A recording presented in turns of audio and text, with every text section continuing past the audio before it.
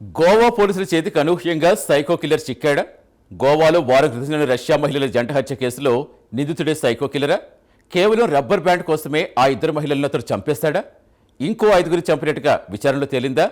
అసోం మహిళ హత్యలో psycho killer పాత్ర ఉందా అంటే రష్యా మహిళల జంట హత్య కేసులో నిందితుడి విచారణలో బయటపడుతున్న షాకింగ్ విషయాలు అవుననే అంటున్నాయి.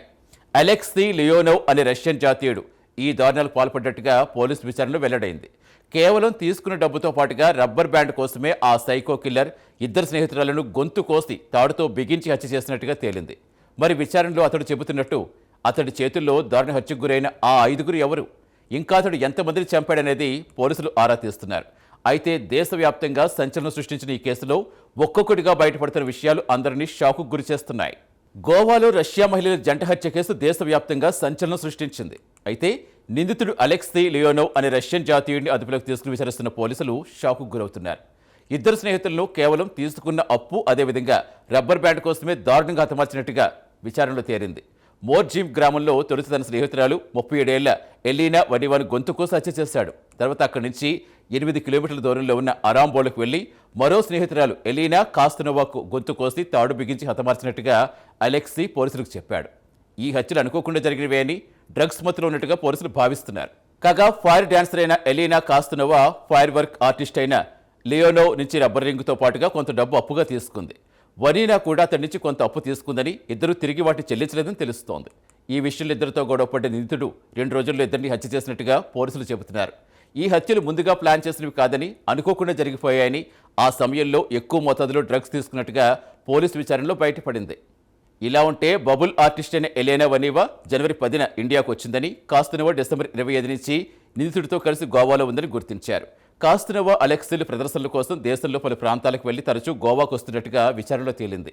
దీర్ఘకాలిక వీసాతో ఇండియాకు వచ్చిన నిందితుడు అలెక్సీ దేశంలో పలు నగరాల్లో తిరిగినట్టుగా తెలిసింది. చిన్న చిన్న పనులు చేస్తూ రోజంతా పయనిస్తూ ఉండేవాడని గుర్తించారు పోలీసులు. అయితే ఇతడు సీరియల్ కిల్లర్ అన్నట్టుగా అనుమానాలు కూడా బలపడుతున్నాయి. ఎందుకంటే పోలీసుల ఇన్వెస్టిగేషన్లో అలెక్సీ మరో 5గురిని కూడా హతమార్చినట్టు అంగీకరించాడు. దీంతో షాక్ తిన్న పోలీసులు లోతుగా విచారణ మొదలుపెట్టారు. అయితే తనతో గొడవలను మరో 5గురిని కూడా చంపినట్టుగా అంగీకరించిన నిందితుడు వారి పేర్లు చెప్పాడు. ఈ నేపథ్యంలో పోలీసులు విచారించగా అతడు చెప్పిన ఆ 5గురు ప్రాణాలతోటే ఉన్నట్టుగా తేలింది. అలెక్సీ మానసిక అనారోగ్యంతో బాధపడుతాడని, ఎప్పుడూ డ్రగ్స్ మత్తులో ఉంటున్నాడని పోలీసు వర్గాలు తెలిపాయి. గోవా పోలీసులు నిందితుడి ఫోన్లో 100 మందికి పైగా మహిళలు, 2 పురుషుల ఫోటోలు కూడా గుర్తించారు. చిన్న విషయాలకి చిరాకు పడేవాడని, కానీ వారితో త్వరగా స్నేహం కూడా చేసేవాడని తేలింది. ఇలా ఉంటే గోవాలో అసోం మహిళ హత్యతో కూడా అలెక్సీకి సంబంధం ఉందా అన్న కోణంలో పోలీసులు విచారిస్తున్నారు.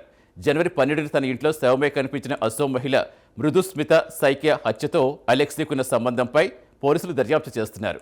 ఆ మహిళకు అలెక్సీకి చాలా కాలంగా పరిచయం ఉంది. వారు చాలాసార్లు కలిసి గోవాకు వచ్చేవారు. సైకియా హత్యకు ఒకరోజు ముందు జనవరి 11 ఇద్దరు కలిసి ఉన్నారని పోలీసు విచారణలో తేలింది. ఇలా ఉంటే ప్రాథమిక దర్యాప్తు ప్రకారంగా ఆ మహిళ డ్రగ్స్ అధిక మోతాదు కారణంగా మరణించింది. మరోవైపు గతంలో గోవాలో దాడి కేసుల్లో కూడా నిందితుడు అలెక్సీ పాల్గొన్నాడు. కానీ అతడిపై ఎలాంటి కేసు నమోదు కాలేదని పోలీసు విచారణలో తేలింది. ఏది ఏమైనా అలెక్సీ నేర చరిత్ర చూస్తే సైకోతో పాటు సీరియల్ కిల్లర్లా ఉన్నాడు. దీంతో పోలీసులు ఈ కోణంలో దర్యాప్తు మొదలుపెట్టారు.